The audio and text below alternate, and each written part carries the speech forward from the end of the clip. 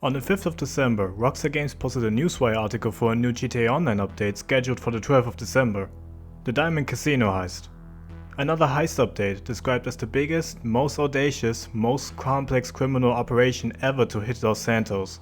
Initially, I was already pretty excited for another heist update, especially when you consider the fact that the biggest update usually hits on December when looking at the previous 2 years. Doomsday and Import and Export. Both updates which, even though they had their own share of problems, its real, serious share of problems, were, at least in my opinion, some of its best updates we've ever gotten. Even though I really disliked the story of the Doomsday update. I feel like they just completely went off the rails with its setting of an actually evil killer AI that can spawn evil, invisible juggernaut cyborg things and plans a nuke attack from a missile which was somehow built and hidden inside of Mount Chiliad this whole time. Like, I know GTA is known for being usually over the top, but that was insane. And the atrocious payouts we got for practically saving the world from nuclear fallout and AI takeover? And all of this was supposed to be single player content at first? You know, part of me still hopes that Rockstar just retcons all of this and explained it by making GTA Online take place in an alternate timeline and where the events of GTA 4 and 5 still happened, but they wouldn't have to explain the existence of rocket-powered supercars, flying DeLoreans, basically KITT, and killer wasp hoverbikes with rockets strapped on them. I'm getting off track. What were we talking about again? Oh yeah. According to Rockstar, the Diamond Casino Heist is an all-new approach to heist architecture and execution, promising new features like multiple paths of approach, dizzying array of choices inside the casino, and the expectancy of ever-changing outcomes mid-mission. Basically saying that they will allow you a lot more freedom now with how you want to approach the heist and having to adapt to unforeseeable changes in mission structure, like an alarm going off and having to shoot your way out in an otherwise complete stealth mission. That would also mean that the mission would not immediately fail if the player didn't directly follow Rockstar's mission script. Not gonna lie, that's at least how I interpreted these changes in design at first, which shot up my curiosity by 120%. Since Rockstar's super linear mission design was one of the main things I started to really dislike in GTA 5 after a while, and made me really despise when it decided to follow on that same design philosophy in Red Dead Redemption 2. I feel like this update was sort of a response to that criticism that more and more people started to share after Red Dead's release. However, I was still a little skeptical about it. Is this real, true freedom of approach outside and inside of missions? Or is it gonna end up like it did in story mode, where you just decide between two missions and later do everything the prep work requires you to do? Nobody knew. Did this update fall short of expectations, or did it successfully achieve what it tried to do? Well, let's see in my way too long, complete in-depth review of the casino heist. No spoilers, if you even care about those.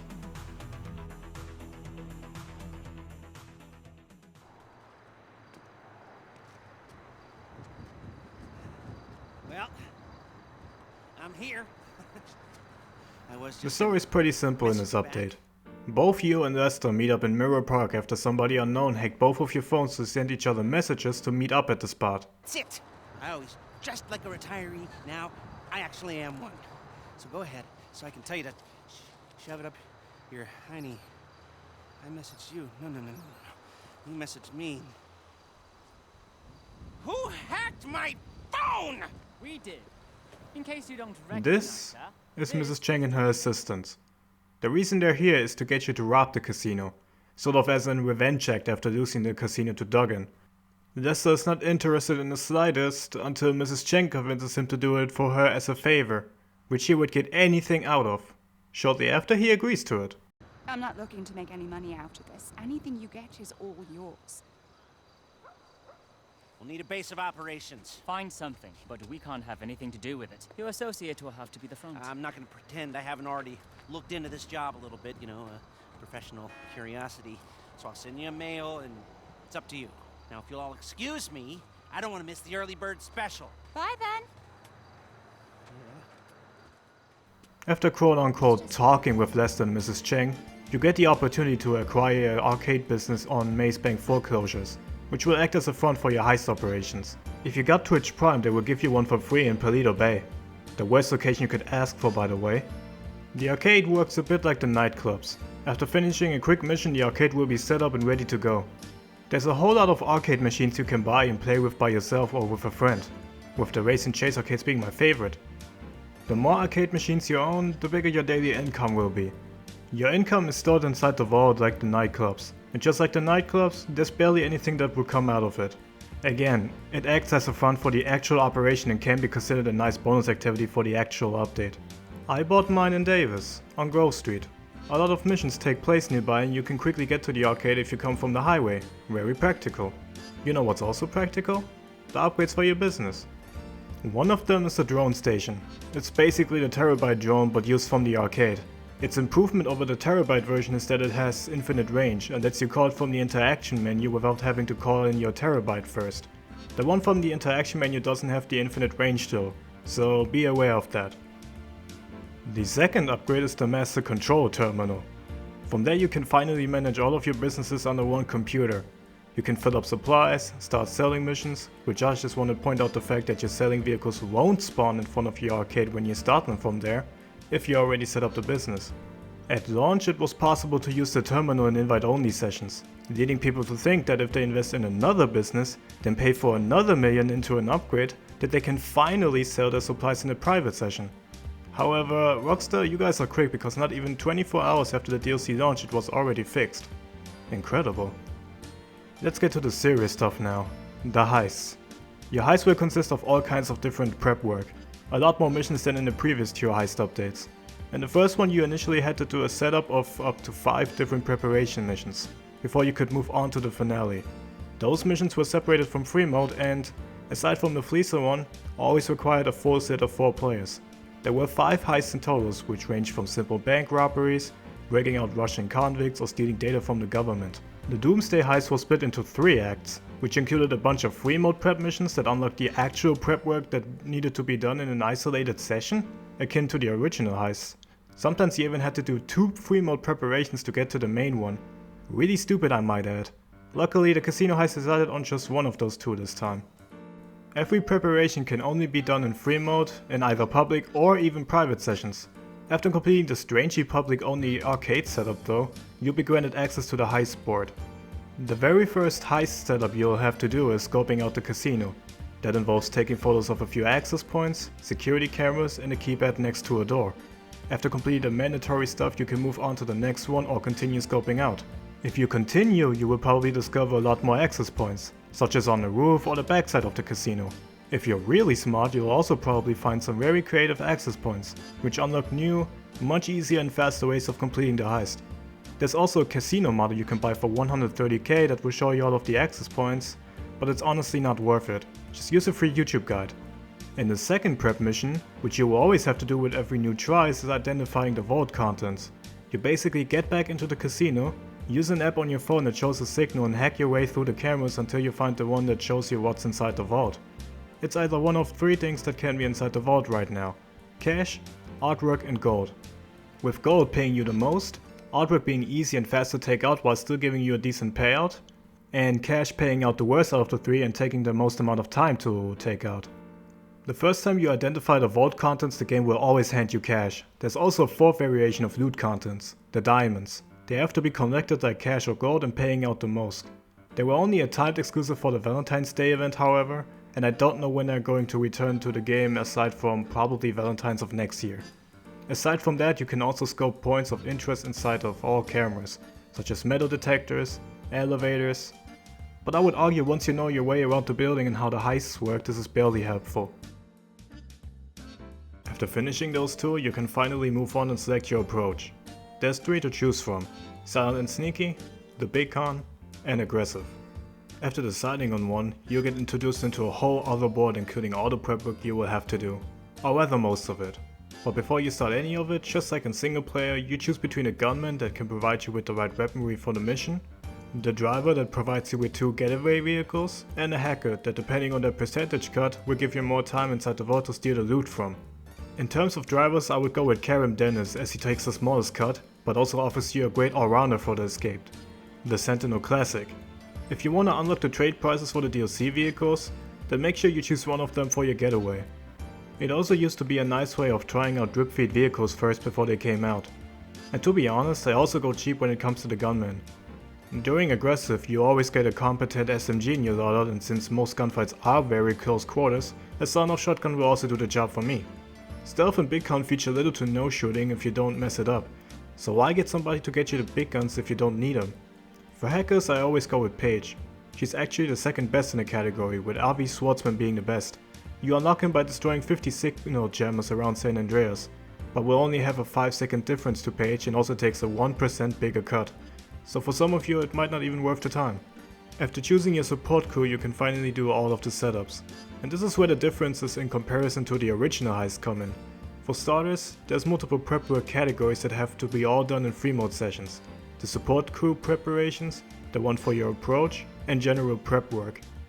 Not all of it is mandatory however.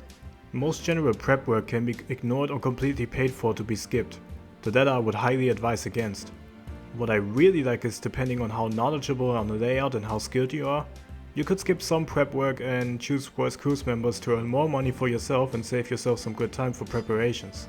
For example, do I really need to know where all of the enemies are located during the aggressive approach when I'm going to see where everybody's shooting at me from? Or the security pass prep. If I take the group 6 route in a big con, I don't have to hack myself through doors on the way in when the casino security staff will open the doors for me on the way in. But what about that one door on the way out? Well, if I'm good enough, I can easily hack my way through 4 fingerprints in a minute rather than waste some time on another prep mission. Big brain methods that only the pros think about, you know? My only problem with those prep missions is how often they require you to lose the goddamn cops in so many of them. Are you just intentionally padding out preparation time, Rockstar? I've never been more paranoid about police helicopters than in this update. Sewer Tunnel Gang represent. Oh, and make sure that you have the Oppressor Mark II with you with the rockets equipped. It just saves so much time for the prep work. Let's talk about the first approach. Aggressive is probably the most straightforward out of the 3. And the most stupid proof. All you really have to do is break into the casino from any entrance, shoot everything that comes your way, find a way down to the basement, blow up the vault and the locked doors, grab all the money you can and then shoot your way out, while avoiding as many hits as possible in order to escape with the biggest amount possible. It doesn't require you to stealth your way through multiple sections of the building or hack your way through all of the vault doors whenever termite charges are still available. All it asks for you is to be competent at basic gunplay. But you never know, even that can go wrong with randoms. Also, its preparation is just awful. One of the mandatory prep missions for aggressive is collecting vault explosives. That mission always takes you underwater in order to collect the 2 items near plane wreck, all the way down. But the best part about it is, as soon as you move up the surface, helicopters will come your way and you better leave quick because the gunmen will feel like they fight with aimbot at you. And when you die, there's a high chance that you're gonna be put into an endless loading screen and don't respawn. It took myself and a friend of mine a very long time to figure out that you can fix that by disconnecting your controller and turning it on again. This mission is not fun to do, but if you got the Stromberg available it's a lot easier to do, and it's the best vehicle I can recommend for this mission. But that's not all. Another mission, which is not mandatory to do but might as well be judging by how insanely difficult it will become without it, is the reinforced armor mission. If you're unlucky, you will have to fly all the way to Human Labs, pick up the scuba outfit, get underwater, and swim through a long ass tunnel until you finally reach the laboratory itself. The stupid thing about this mission is how you could easily get into the front door and into the building quicker. But only once every player has entered the elevator after having to go through the secret underwater passageway. Like, why waste all this time? Just let us enter and leave from the main entrance. At least I don't have to hear the alarm piercing into my eardrums the whole time.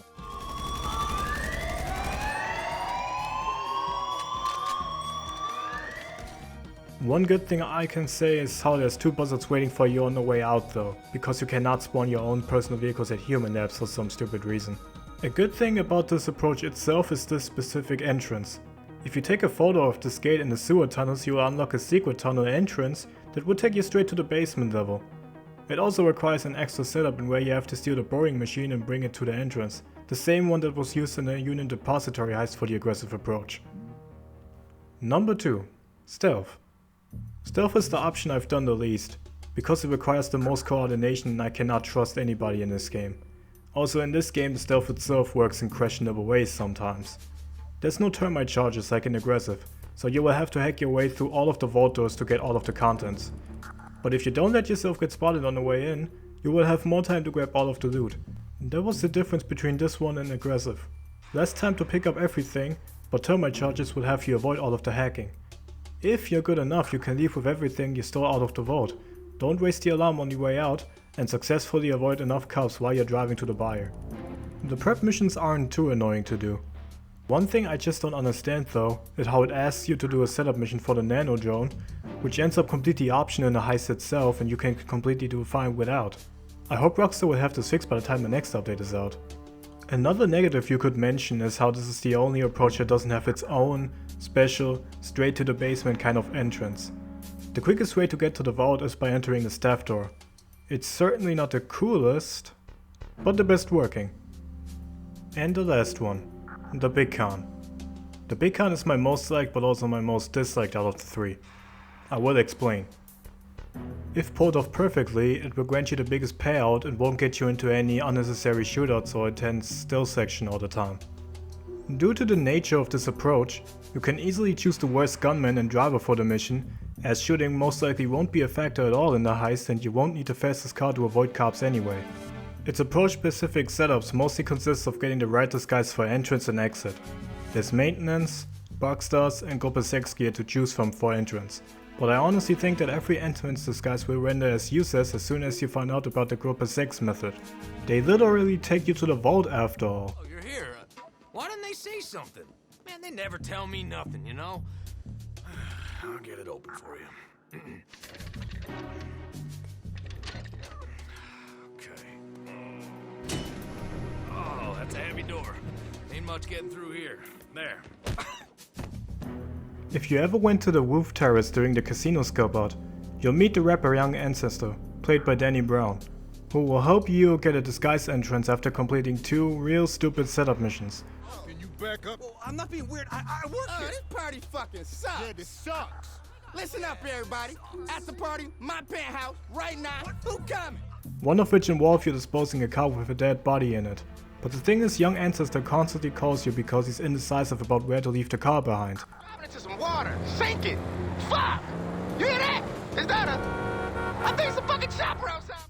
You ultimately take a trip around almost the entire map. In a slow-edge fugitive. No thank you. I did it once because I really liked the hoodie and jacket you would unlock after it. He will also leave the new Grotti Furia supercar during the finale when doing his method, which is nice of him but I didn't use. Other exclusive missions involve stealing vault drills in case things do go sideways or you don't go with the Group 6 method, and the exit gear in which you'll have to steal either news or firefighter gear to use on your way out of the casino.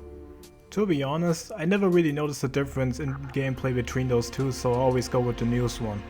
You can also completely skip on the exit disguise mission by collecting all 50 poker cards around the map that grant you access to the high roller exit disguise that can always be used and you don't need another prep mission for. So I went into detail about how this approach worked in the first place, but why do I have a love-hate relationship with it? Because the way it's put off is the reason I view it so negatively. Walk in, take the loot, walk out, knock out 1 or 2 guards, run outside and escape in your sentinel. It becomes mind-numbingly boring at some point, and where you thinking about how you're going to collect all of the diamonds or gold with just one other player becomes the most challenging aspect out of it. It becomes a cakewalk. An easy, guaranteed 1 million for every hour. And Rockstar apparently agrees with me because at the end of February, they blocked the door which used to be the gateway to an easy escape route and tightened up news patrol on the racetrack. You can still go around those changes fairly easily, and they act more as minor inconveniences. But we don't know if it's the only changes or just the start of continuous fine-tuning to balance out the big count with the other 2 methods. Check the description below for a video that shows those changes in better detail. Let's go over the vehicles that were released in this update. Let me say this from the start. This update probably has the most interesting yet egregiously pricey vehicle rollout out of all GTA updates ever. The first cars that came out at the same date the update released weren't too exciting though, so let's get them out of the way first. The Komodo. Described as a German-style sedan with none of the reliability. An Italian car with none of the flair. Luxurious and mundane. Exciting and banal. Sporty and lame. And that's oddly accurate. Some of it can also be applied to my way of commentating. The Komodo is probably one of the most average modern sports cars currently in GTA Online. It's a 4-door saloon which performance-wise doesn't really stick out in any sort of way. It's not bad or really good, and it's pretty safe to drive. From its looks it resembles the Alfa Romeo Giulia Quadri... what? Customization wise there's nothing worth mentioning here. You have a bunch of options in there but nothing too crazy. And that kind of car will set you back a good $1.7 million. 1.2 for the trade price, which is still too much. The Italy GTO or Pariah are much better purchases, with more interesting looks, better customization and much more exciting driving experiences for similar prices. And I feel similar about the Rebel GTS unfortunately. It's an SUV based on the BMW X5. It's competitive in the class, but why would you spend over $1 million on this thing? Without a trade price available, when you could just get the Taurus, which is faster, aesthetically more appealing for just about half the price. Another vehicle you have no reason for to acquire. Except I did that just for that livery. Yeah, call me stupid in the comment section, I don't care. The Retinue Mark II is a pretty cool looking rally car with good performance that's fun to drive. Some interesting customization in decent liveries. It costs 1.6 million. 1.2 for the trade price. Way too much for a Ford Escort Mark II though. Skip. The Cavern Everin is an overpriced truck that provides a fun driving experience but lacks in serious customization or performance for the price. Not gonna lie, it's cool that they added the Toyota Hilux Arctic truck into GTA Online. And that's why it feels kinda wrong to drive when it's not snowing. Maybe it's just me. The Maxwell Vagrant is a new off-road buggy, evidently based on an area Nomad. It almost looks too close to the Nomad. Like I'm concerned if Rockstar will ever have to face a legal battle kind of close. It's actually really fast but kind of difficult to control. It doesn't feel as safe to use as the Camacho or the BF400, and it can spin out quite easily when you're not careful. But I would argue that's what makes it so interesting. It has to be mastered. And when you finally master it, it can leave the other top tier contestant of the off-road class in the dust. No pun intended. Customization wise there isn't a lot but still some cool options here. But don't expect any real liveries. The only ones you can choose from are the basic camouflages that gun running vehicles offer. You better be really wealthy if you want to dish out the money for it though. 2.2 million without the trade price and 1.6 with it included is still a high asking price. So I can imagine not everyone wanting to spend that big amount of cash on an off-road car. The best release day car out of them all is this masterpiece. The Maxwell Aspo. It's a literal shit can priced at 300 to 400k depending on the price, but offers some of the best customization yet. Knowing Rockstar's British humor, it was obvious that we're gonna have some outrageous and standout options available that can turn your Corsa into the absolute chaffmobile, or something that looks like it belongs into the mid-2000s back when Pimp My Ride and Need for Speed Underground 2 were relevant. Oh, and you can equip sound speakers into the trunk. Instant buy. Moving on to the drip feed vehicles. There have been 3 post-launch vehicles released on Warstar Cash and Carry. One of them is the Rune Subber, aka Kanye West's Jesus Tank. It costs up to 2.4 million, is very slow, barely packs a punch so you cannot use it to get vehicles out of the way easy like a Phantom Wedge would, and disappoints in off-roader capabilities. Hard skip on this one. The Invade and Persuade tank is an RC tank that was gifted for free by Rockstar around Christmas time. As expected, this tank works like an RC car. It can jump and has a standard machine gun similar to the Insurgent. Its upgrades are a flamethrower, rocket launcher and a plasma cannon, basically an improved machine gun. That one is my favorite weapon to use out of them all, and the tank is genuinely fun to use against tryhards in public sessions. But I'm glad I got it for free since I wouldn't spend 2 million on this cute little thing. The last vehicle on the Warstock list might be the stupidest out of them all. You guys all remember the JB700 from Story Mode, right? The weaponized one? The one with its own machine guns, spike strips you could lay down in the ejector passenger seat? The drum won't work on me, fuckball! Yeah, we've been asking for that one for a while now, right? Well, they gave us a weaponized JB700 but the wrong one. You see, the JB700W priced at $1,470,000, a $1,120,000 difference from the original JB700's price in online, now offers you the pea shooter machine guns that cars like the Nightshock or Winter 2000 also have. The spike strips have been replaced by 2 different types of proximity mines, the spike option and the slick option. It spills a large amount of oil on the ground so chasers lose control of their car. But most importantly, the ejectable seat is missing. Do you know how cool it would have been to throw random players or friends just by randomly throwing them out of the car like that? The best feature, and what possibly could have been its main selling point, gone. Just like that. I mean, it can't be that hard to straight up rip the single player version and put it into online, right? I'm no video game developer, just an armchair critic with a loud mouth. But what was the reason behind all of these changes? Sucks really. So Warstock is not looking too good, but what about South and San Andreas Super Autos? The Soton Classic is an awesome looking mix between an old Subaru and an old Lancer Evolution. As you would expect with this kind of vehicle, there's a lot of tuning options and you can really make your own Soton stand out. It's not particularly fast and it can spin out quite easily if not careful. I'm not too sure about that 1.7 million price tag however. The Outlaw, which seems to be based on the Can-Am Maverick Turbo and Polaris LZR to me. As expected for this type of ATV, it's not really quick, and there are no unique visual modifications for this one. The liveries are yet again the standard camouflage ones. The only standout feature is the suspension, which can make it a fairly exciting driving experience on mountains, but not worth up to 1.2 million. The Dinka Sugoi takes its inspiration from the modern Honda Civic Type R. Perhaps a little too much influence since this looks dangerously close to the real thing. It still looks really cool and offers some decent tuning, but its performance in its class is absolutely asinine and not worth the around $1 million price tag. The Drift Yosemite is a tuned up version of the already 2-year-old The Classic Yosemite from the Doomsday update, which is based on Ken Block's Huna truck. Finally, a full year after GTA Wise Guy gave us his interpretation of the Huna truck in GTA. It also costs around $1 million and is pretty fast for its class. In terms of its drift capabilities, it's at least better than the Drift Tampa, I can say that. But how far it ranks up against other heavy hitters in drifting, I can't tell. Check out Blacksheep TV's vehicle on that instead. There's some cool liveries for it and a good amount of tuning parts also come with it. It's just fun to cruise around with sometimes and was worth the almost 1 million price tag for me. Now let's move on to the Blister Canjo. Probably my most favorite out of all of them. Mostly based on the old Civic EK9, it is a 3-door hatchback sold for 500k. Wait, who pays 500k for an old Civic? Well, I do, because it is arguably one of the best cars in the game for customization, including Benny's cars. You have a wide array of options available that can make your Canjo really stand out. You can go with a clean stance build, a tamer but still fierce looking tuner build, make a full on sticker car or even go with a time attack build. All with its own adequate bumpers and spoilers. The livery selection is almost perfect and there are also options we've never seen before, even for smaller things like headlights or roof options. Like yeah, sure, I would probably put that ridiculous roof box or big set of tires on top of my Civic. Honestly, you could host a 30-man car meet limited to just this little thing and still have enough variety to the event. Have I even talked about its performance yet?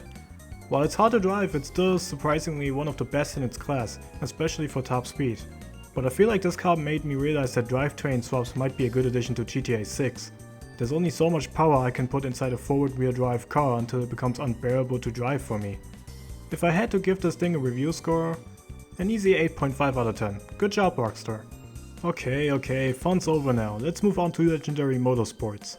The Grotti Furia makes me furious with its almost $2 to $3 million price tag since it offers, in my opinion, an average looking and also average performing supercar that seems to have really no standout features.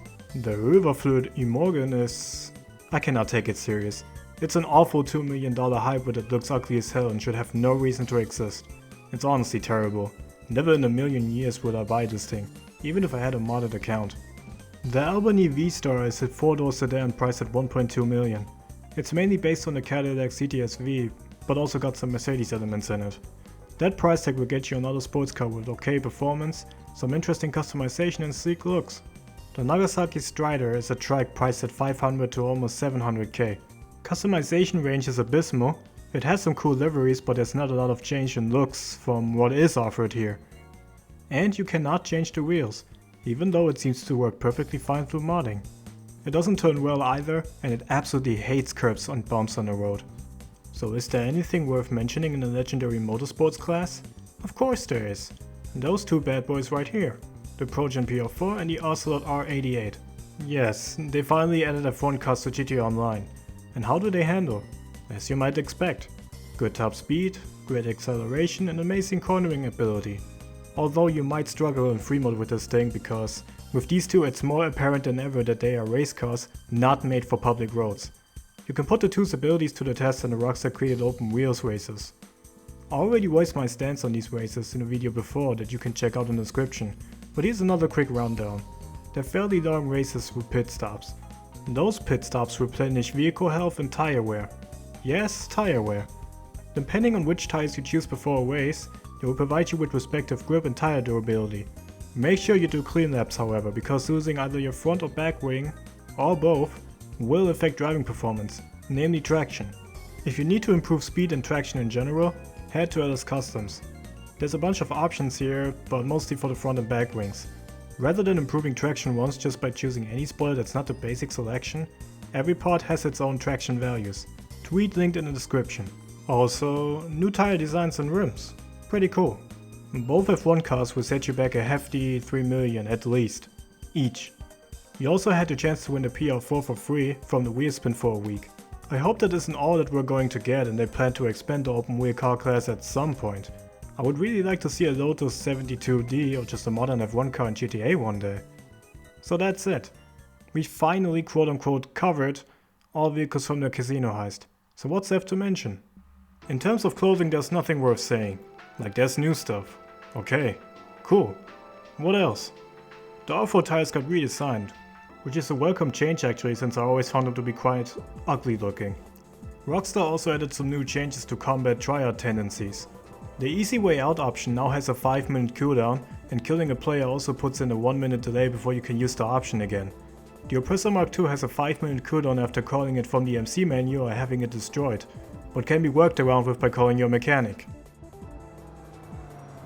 You're through to your garage. You, need me to bring you a ride?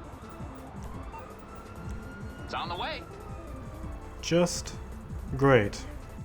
Another cool change for new players is that phone calls in free mode aren't as frequent as they used to be anymore. Because back then nobody would shut the fuck up about buying another property or business all the time. Some service vehicles were put up for sale now, which I don't understand anyone would buy. Like a fire truck for 3 million? Hold on, let me call 911 real quick so they can deliver me one for free to my actual current position. A new radio station has been added to the game, iFood Radio. Hosted by Danny Brown and Skepta, it plays a lot of grime, dancehall, rap music and a bit of EDM as well.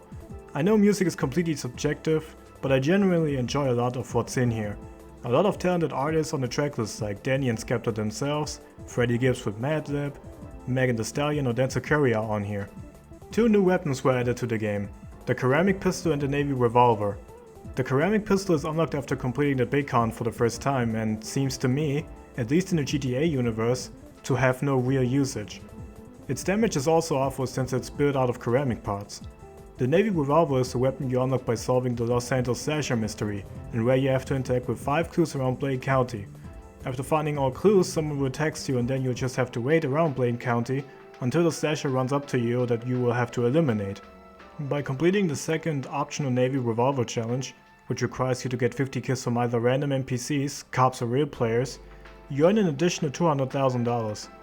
The gun plays like an inferior version of the Heavy Pistol Mark II. You also cannot customize it, but I like the look of the revolver itself anyway. Okay, let's finally wrap this up. The Diamond Casino Heist is a genuinely great update. One of the best ever released in my opinion.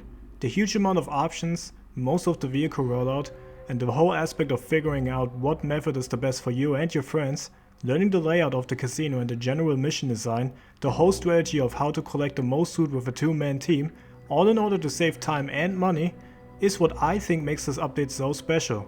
The learning phase of it. And by experimenting and trying out a lot of stuff, I think Rockstar ultimately succeeded in bringing us a heist update that opens up a lot of new possibilities and outcomes and requires players to finally use their heads more often and think for themselves, rather than ticking off a checklist just to follow a strict mission script in the finale. Man, that was a mouthful. I wouldn't mind another update like this sometime, but one that doesn't have those dominant, easy strategies like the sewer tunnels or the Group 6 approach. Once you figure out those two, there's really nothing else you should try. Also, get the pricing of the vehicles next time right. I feel like this update costs another GTA dollar inflation like the original heist update did. I sincerely hope you enjoyed this review. This video took me way too long to make and I didn't have to put in all this effort, but I guess I had a lot to say to this update. Leave a like or dislike and a comment for feedback. Subscribing and hitting the bell will also go a long way in helping my channel grow. See you on my next ridiculously long project. Probably a video on the next update that's coming in, I don't know when. Please take your time, Rockstar. Yes! Come on! How much better does it feel when the marks are this dumb? Keep going!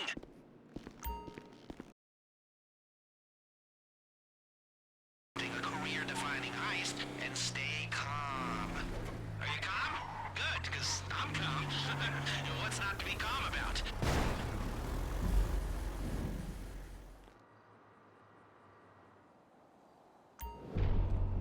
Oh, okay. So why doesn't it transition me into free mode like this every single time?